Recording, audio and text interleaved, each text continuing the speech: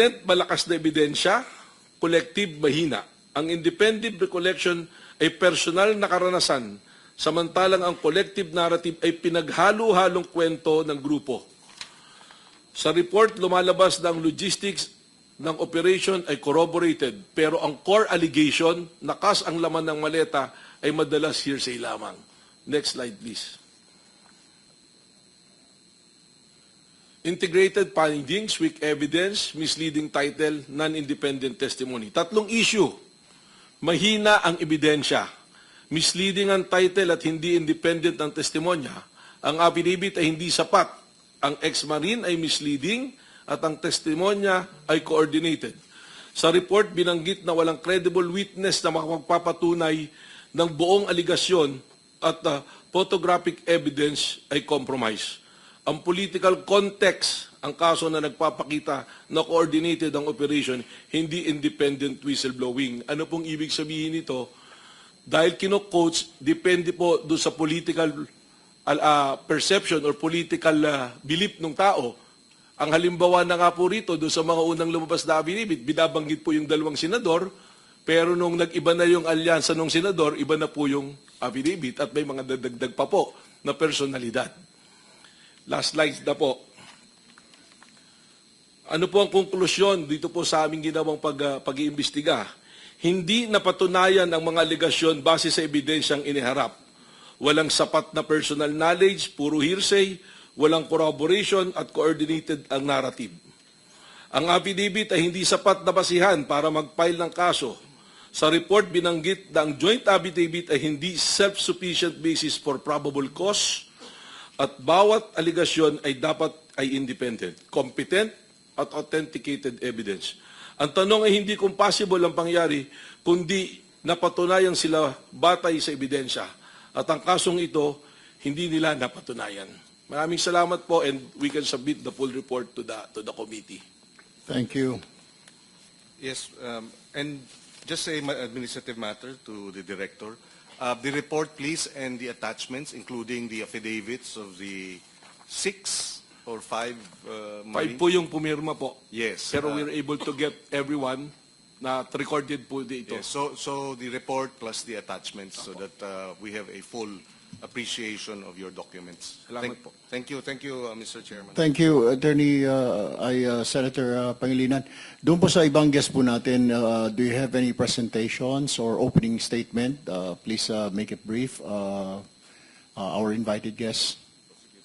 The Prosecutor General, Prosec General Padulyon. Good morning, Mr. Chair.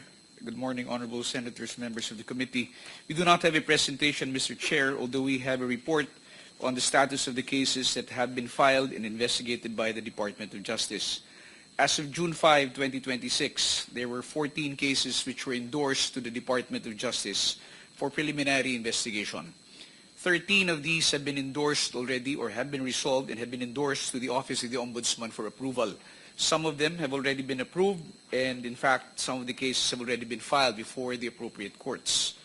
The remaining case before the Department of Justice is one involving former Senator Bong Revilla, Roberto Bernardo, Gerard Opelencia, Henry Alcantara, Corona, Manny Bolosan, Ruel Umali, Arturo Gonzalez for violation of Republic Act 3019 or the Anti-Graft and Corrupt Practices Act, plunder under Republic Act 7080 and Article 210 of the Revised Penal Code. This case is now just being edited before it will be subjected for review and then for final approval. Apart from these cases, Mr. Chair, there are also Bureau of Internal Revenue cases that were filed against several personalities.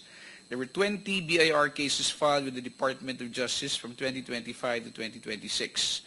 Of these cases, 7 have already been filed for in the corresponding information filed in court. 12 have been dismissed and 1 is submitted for resolution. The remaining case is the one which involves Mark Alan Villamor Arevalo of Wawaw Builders for violation of Section 254 and 255 of the National Internal Revenue Code of 1997. Also, we would like to report, Mr. Chair, that as of today, covered by the Witness Protection Program of the Department of Justice are 7 personalities, namely Yusek Roberto Bernardo, Engineer Henry Alcantara, Engineer Gerard Opalencia, Sally Santos, Monica Santos, Vergel Nino Garcia, and Francisco de la Fuente, Jr. And lastly, we would like to report, Mr. Chair, that as of today, the amount of people's money recovered and have been turned over to the land bank totals 841,381,500 pesos. That is all for the Department of Justice, Mr. Chair. Thank you.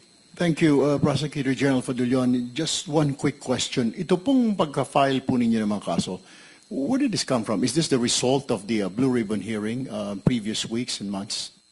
Well, part of it, sir, were as a result of the investigation or the hearings before the Senate Blue Ribbon Committee, which were followed up by the department and by the National Bureau of Investigation. As a consequence of which, cases were filed with the department, and the same were the ones subjected to preliminary investigation, sir. Thank you.